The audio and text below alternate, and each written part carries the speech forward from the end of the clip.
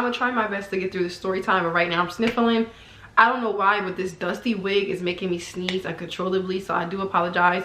My lash has literally been watered off. I've cried it off like several times already. So anyway, hello and welcome to my channel, everyone. It's your girl Cassandra Olivia, and if you have not already, hit that subscribe button. Thank you so much for supporting my channel and watching my videos. It really does mean the world to me. We just hit 154K with good gang.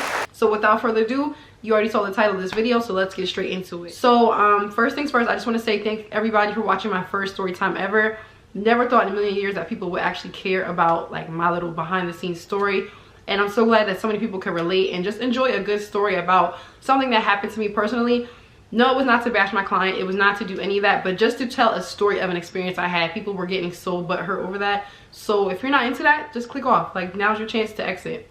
If not, you'll be ignored. So this story time was the second one that I asked people if they wanted to see, and it's basically about how a client finessed me for a hair appointment, and we're just gonna get straight into it. So this is when I had my hair salon.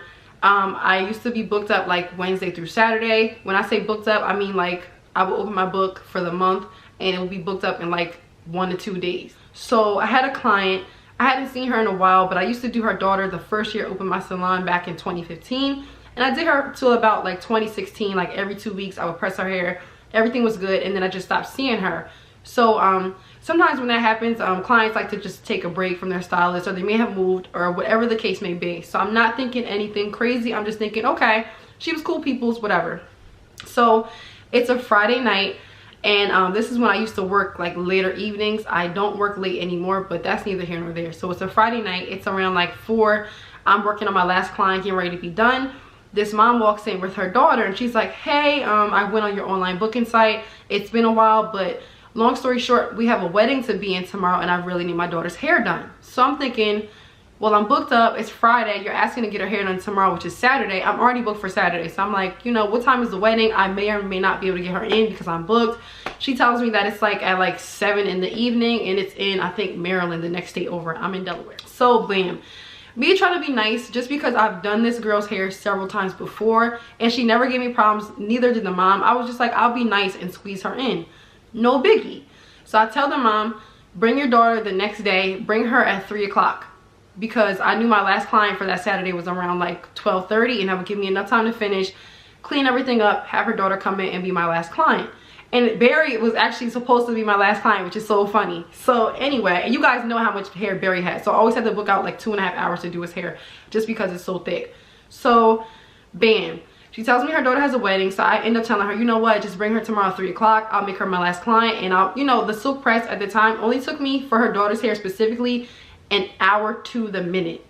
That's if I didn't do a deep condition. Now with the deep condition, it might take like an hour and 15, hour 20 minutes, but her hair was literally like shoulder length, and it wasn't like too thick or too curly. Like, it literally was the easiest hair to shampoo, press. She never had like a dry scalp or dandruff or any extra problems or issues, so I knew that I can get her in and out within a decent time, so that way she can make it back. It's now Saturday. I'm working on Barry. I'm finishing him up, and we're just having a good conversation because I know that my last client is just squeezing. Now the thing with squeezing is, guys, if you ask a stylist to squeeze you in, you have to be humble when you ask somebody to squeeze you in. I don't mean just be humble, like wait there all day, but like, come on, if you literally ask me Friday to do your hair and it's Saturday, I didn't have to even take your child. Do you get what I'm saying? So it's like, if you were taking that risk, be patient with me, because I was patient and I was kind enough to take you. So I'm just throwing that out there right now. So anyway, Saturday, I'm finishing up Barry, and the daughter gets there at 2:30. Now mind you, I told her mom to bring her at 3 o'clock. So I'm finished Barry, but I'm like wiping down my station, I'm sanitizing my combs, I'm preparing to do her daughter. So I tell her, you know, I'll be with you in just a moment. So the mom walks in. The daughter had came in by herself because she was about like 15, 16. I can't remember the age, but she was around that age. The daughter comes in by herself. She sits down, and I guess because the mom had dropped her off up front, the way that my salon was, you could see like through the front, because I can't remember if I didn't have curtains at this time, or if I did, the curtains were really sheer. But either way, when you're sitting up front of my salon, you can literally see directly into the shop, and I'm the first chair. So I think what happened was the daughter came in, she sat down, and the mom saw her sit down, and she automatically thought like, oh my God, my daughter's gonna be waiting. So I think that she thought, okay, because my daughter came in, she sat down, she's gonna push her to the side, or, you know, have her waiting. So the mom comes in about like 2-3 minutes later, and she's like, hey, we had an appointment with your last client. I remember we had this wedding to go to. So I'm like, okay, no biggie. You know, it's 2:30. Her appointment's not till 3. I'm just sanitizing my stuff. I'll be with her in a few moments. Her mom then again is like, are you sure you're going to get her out in time? And I'm like, yes, I'm going to get her out in time. You told me you had to be out of here by 7. The wedding is only the next day over, which is like, from where my shop is, Maryland is literally like 15 to like an hour drive depending on what part of Maryland. But either way, you were going to make it in time. I was going to make sure that this girl got out in time. I don't play about my timing, right? But I'm thinking to myself, like, you got there early, right? So at least wait until the appointment time to say something, but you're gonna come right off rip and be like, yo, are you gonna get her in and out on time? So I already had a weird vibe about that, but hey, she's here now, and I'm already in my head like, never again. This is why I don't take squeezing. So the mom leaves. She's like, okay, her daughter has a cell phone. She's like, just call me when you're almost finished. I said, what I can do is when I'm done shampooing her and I'm getting ready to blow dry her, I'll have her text you or call you to let you know that she'll be finished, because at this point, when I'm done the shampoo and the blow dry, all I have to do is press her out, and she just wanted like some feather curls, nothing too extravagant, right? So I'm shampooing the daughter. We're having a good conversation. Everything's going peachy keen. I had a weird vibe from the mom, but I'm like, okay, maybe she's just really anxious and nervous to get her out of here. Maybe she thought that I had other people. I don't know, because it was several other stylists that worked with me. And you know how most hairstylists run, like, okay, you come at 3, I'm not really gonna start you till 4 or 5, but I don't operate like that. Even with the squeezing, I'm still gonna treat you, and I squeeze you in to make sure I had time to get you out, because I knew in the back of my head you had this wedding, right? So that's neither here nor there. I shampoo her, everything's going good. I tell her, okay, I'm done. I'm blow drying her, and as I'm getting finished, like the last couple seconds of the blow dry, I'm like, hey, text your mom and tell her that you're about to be done in like 30 minutes. She's like, okay. So she texts her mom. I blow dry her, and I'm thinking everything is good. Like, she's gonna be here to grab her as soon as I'm done so they can get dressed, head to the wedding. Boom, cool. So fast forward. So now I'm on the last curl, and I'm sitting there like, you know, did you tell your mom you'll be done shortly? Like, now we're getting down to like the last 10-15 minutes, and I knew she didn't live that far. The girl's like, I texted my mom when you got done blow drying. She's not answering.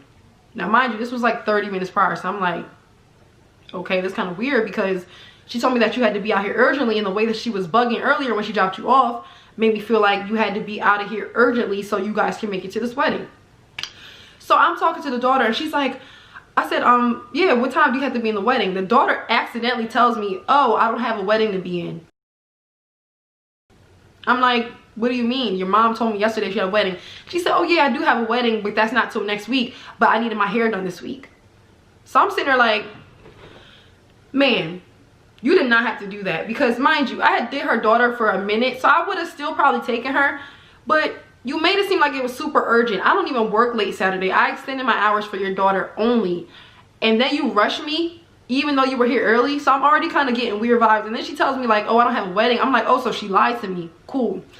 So now her mom's not answering, so I'm like, okay, let me try to call her, let me email her, let me text her, because I have her info. Everybody sends their info when they book online, but because like I said, she had booked online previously, I had her info. So I'm texting her mom. I'm like, hey, your daughter's gonna be done in about 15 minutes. You know, she's ready to go. She's my last client. You know, I'm pretty much like wrap it up because I'm ready to go. The mom's not answering. She's ghost. So like, I'm finishing up the daughter's hair. The daughter's calling the mom. It's going straight to voicemail. She tells me, I think my mom fell asleep. I'm like, what do you mean you think she fell asleep? She's like, because she's not answering. So now at this point, I'm getting irritated. I'm like, okay, is there anybody else that you can contact? So now at this point, I'm irritated, right? But I'm still in my mind, I'm not saying nothing. I'm playing it cool. So I'm trying to reach out to the mom. The mom is not answering. Like when I tell you, I texted her, I emailed her, I called her, the daughter done shot her a text message, a couple phone calls, it's going straight to voicemail. So now at this point, I'm like, hey, is there somewhere else that we can contact? Or is there somebody else in your household that we can contact that can maybe possibly come pick you up? And she's like, no. So I'm like, okay, bet. Thankfully, the mom gave the daughter her credit card, so I was able to check her out. But what pissed me off was I didn't charge her a deposit because I trusted her enough to be like, okay, she's gonna just come in, do her usual, pay me, whatever. The daughter, because she paid, I didn't get a tip, which whatever, is cool. But I'm sitting there like, yo, I squeezed you and did you a favor, you lied to me, you're not even gonna tip me. But that's a whole nother subject. So I'm already in my mind like, never again, never again, never again, right? So now we're sitting there, I'm cleaning up the whole salon. I had my other stylist Tootie who was there. I wanted her to be in the story time, but we just couldn't link up for her to tell her side of the story. But Tootie is literally in there and she's finishing up her last client. So I'm sitting with her and I'm sitting with this girl and I'm like, oh my God, I'm done. Like, I'm ready to go home to be with my family and get my weekend started, and you sitting here waiting on your mom, who rushed me and told me that you had a wedding, and come to find out you didn't even have a wedding to be in. So now I'm salty, I'm mad, I'm like, I should have never did this. It's not worth the money or the headache, right? Now I'm like, okay, the mom's not answering, and the girl, she tells me, oh, what is she telling me? The mom's not answering, right? So now I'm irritated, because I'm like, I'm stuck with this girl, and I had to pretty much babysit her, and I thought that you guys had to be out at a certain time. Come to find out that's a lie, and this is why I don't do favors for people, right? Because people will take advantage of you. So there's a tattoo shop on the end of where my salon is at, right? So the daughter's like, oh, well, I want to go down there and see how much they charge for a nose piercing. So I'm like, okay. So the first time she goes down there, it's literally right on the strip, so you can walk there. It takes probably like 10-15 seconds from where my salon is at. It's literally on the same strip, like a couple doors down.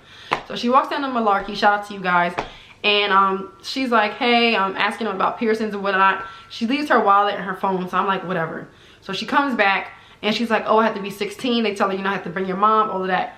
All of a sudden, the mom finally calls. She did fall asleep. So I'm like, WTF, like, told you it was only gonna take me an hour to do her hair. Why did it take you? Now it's like, what, like an hour, 45 minutes, almost 2 hours, she's still there. I'm cleaned up. Lataya's finishing up her last client, aka Tootie, and we're ready to go. So the daughter, she's like, well, I'm gonna walk back over there and just check out the pricing, because they told me I needed my mom for the piercing, but I forgot to ask how much it costs. So when she does that, I'm thinking to myself, okay, I gotta get out of here. The mom says she's on the way. She keeps saying 15 minutes. She keeps saying 15 minutes, 20 minutes. She's still not there. We're going on like 2 hours and 15 minutes. I'm like, okay. She been sitting here way too long with me, and I don't get paid enough to do this, right? The daughter already paid me. I didn't get a tip, which I'm thinking like maybe when the mom comes, she'll give me a couple extra dollars, whatever. But at this point, I don't even care about the tip, because I'm so ready to go. I'm so irritated. I know that I'm never going to do this client or her daughter again, just for the strength that you lied to me, and you didn't even come pick your daughter up on time, and you rushed me. So now I'm already irritated about that. So the daughter's like, oh, I'm about to go and check to see the pricing. So I said, well, take your wallet, because she only had her wallet and her cell phone. Now, everybody knows every teenager always has their phone on them. So I'm like, well, take your phone, take your wallet, because they might ask you for a deposit. But really, I told her that because I wanted her to take her wallet so I can get the fuck up out of there. Now, peep, so now I'm trying to come up with a plan of action, right? So the way that my salon was set up, there was a front door and there was a back door. Me and Tootie always parked at the back door, just so that way the parking spots up front could be for the clients, right? So whether I'm there or not, you don't really know unless you drive around back, which a lot of people didn't, because there was like trailers and houses and stuff back there. So a lot of people didn't go back there because they felt like as soon as you start driving back here, this can't be it, so let me turn back around. So as soon as the daughter walks out, I see her take a couple steps. I see her walk in the door to the tattoo shop. I'm like, Tootie, let's go. And she's like, what do you mean? I said, I'm about to leave her. She's like, are you serious? I said, yes, I'm serious, because at this point, she's like 15, 16, and to be honest, my shop was in a good place, and I knew worst case scenario, if I left, she could just sit in a tattoo shop. But I wanted her mom to know, like, you can't play with people's time like that, and I wasn't just going to sit here and wait for you to come back for your daughter, because what if it would have taken you 2-3 more hours? You get what I'm saying? I have kids, I have things to do, I had a sitter, now I got to pay them extra because I'm late. Like, you're inconveniencing me, right? So I done already tried to do everything I can do as a professional. I done reached out to you. I had your daughter reach out to you. I emailed you. Literally no response. She never even responded to me. She only responded to her daughter to tell her she was on the way, which really pissed me off, because you can at least call the stylist and say, hey, I'm so sorry, something. You didn't even give me that. So I'm like, okay, cool. She goes to walk down to the end of the tattoo shop, and in my head, I'm like, okay, what I'm going to do is, because sometimes when clients come, they park anywhere in the parking lot. I was just going to pretend that I thought her mom was there to pick her up, and she parked on the end where the tattoo shop was, if her mom asked me about it. But I knew that she wasn't there, because she would have parked in the front of my shop or said something or whatever. So I'm in my mind, I'm already finessing. I'm like, okay, when she goes to the tattoo shop, if her mom had something to say, I'm gonna just pretend like, oh, I thought you parked on the corner. She walked out, because she walked in by herself. So, you know, some clients walk out by themselves, their moms will call them, I'm outside. You already paid, so cool. She goes inside the tattoo shop, guys. I lock the front door, I cut all the lights on. Me and Tootie run to the back, run out the back door, lock the back door. And I'm sitting in my car, and I literally hop in the car. I told Tootie to hop in. She's trying to get her seatbelt on, and I takes off. Like, when I say take off, Tootie was holding on like this, trying to get her seatbelt on. That's how quick I took off, because I'm like, okay.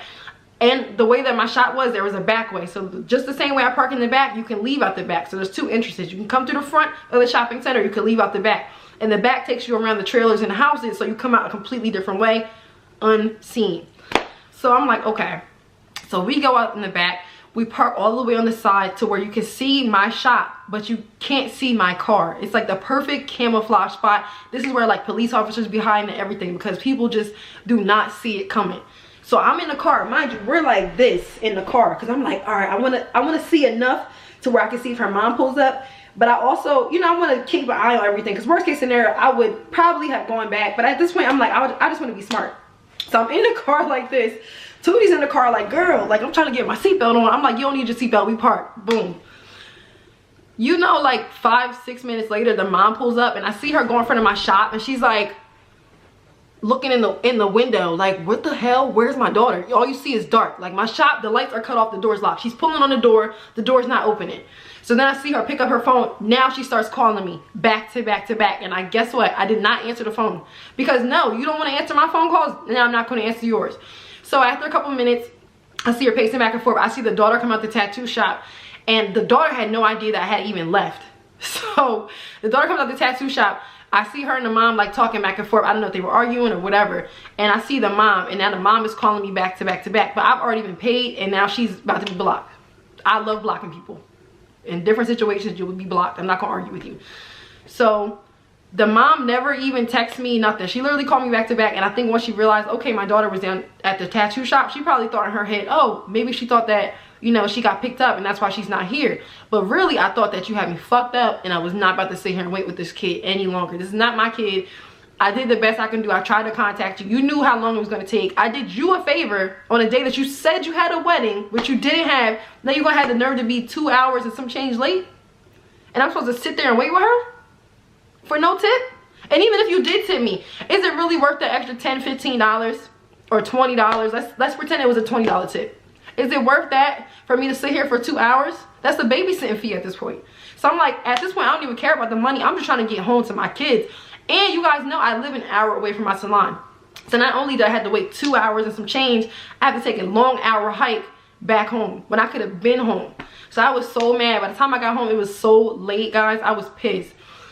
Never heard from the mom, never heard from the daughter again. Then recently now, I've seen the mom like follow me on Instagram. She might have been following me, but sometimes I don't see people follow me because I have a whole bunch of followers on there now. So I see she's been like watching my stories and commenting, and the daughter low-key will be like, oh, I can't wait to book with you again in the future. And I'm like, both of y'all are blocked, you and your mom. And the mom never even came to me because she had a shortcut. But just in case you want to come to me because now I do short hair, you could never, because it's a respect thing. I didn't charge you a deposit. I could have charged you the deposit. You get what I'm saying? I could have charged you extra for wasting my time. I could have really left your daughter and not made sure she was okay, even though you didn't know I was still there. I could have really told her to get the hell out of my salon and dipped on her. I could have been like on some savage, grimy shit, and I didn't. I sat there with this child for a minute, and then we kept trying to contact you. You went home and take a freaking nap. Like, that's so inconsiderate. So this is my story time, guys, pretty much about how a client finessed me for a hair appointment. Yes, finessed me. And how she basically used me as a babysitter temporarily so she can take a little nap. And after that, I don't know what happened between them, amongst them. All I know is she was blocked. And maybe she knows she was blocked, and that's why she didn't book again. But I promise you, like, after that, I've never taken a walk-in again. You have to book online, and I need that money up front. I don't pay that. I don't play that, oh, I'll bring cash. No, you can't even get the location unless you send me a deposit first, because I don't want you coming in my space and it's a whole bunch of back and forth. No deposit, no appointment. And I say this to say, I'm doing more of these story times because I want people to know like the good, the bad, and the ugly about the hair industry. And people will really try to get over on you, especially when you're a kind-hearted person and you're good at what you do. People feel like sometimes they build a relationship with you and they can take advantage of you. And that's something I don't like, because I felt like because she had been to me before several times, her mom would drop her off, pick her up, she would go outside, walk to the car, come in. I never really talked to the mom like that except for like the first couple times. But it's just like, I thought I built that trust with you to the point where we were cool and I could trust you, and you just that quick, like, I'm like, this is exactly why I have my policies in place, because you just never know. It could be somebody you've been doing for 10 years and all of a sudden they can switch up on you. So I have my policies in place now to this day, even though I know people are coming and they're going to do right, and I have a completely different clientele now. My prices have raised. I'm in a different location. I'm more experienced. I have my policies in place. A lot of my policies are in place because of things that have happened in the past, like my late fees, people not showing up or coming, you know, 35 minutes after appointment, an hour after, think you're still going to take them. No, you're not just going to show up when you want. You don't get the address so you can pop up and talk my head off while I'm doing clients. I like to create a safe environment. So a lot of things are in place because of these stories. So let me know down below if you guys enjoy these story times. And I hope to see you guys in my next video. Thank you guys so much for watching and for supporting me. And I will see you guys in the next video. Bye.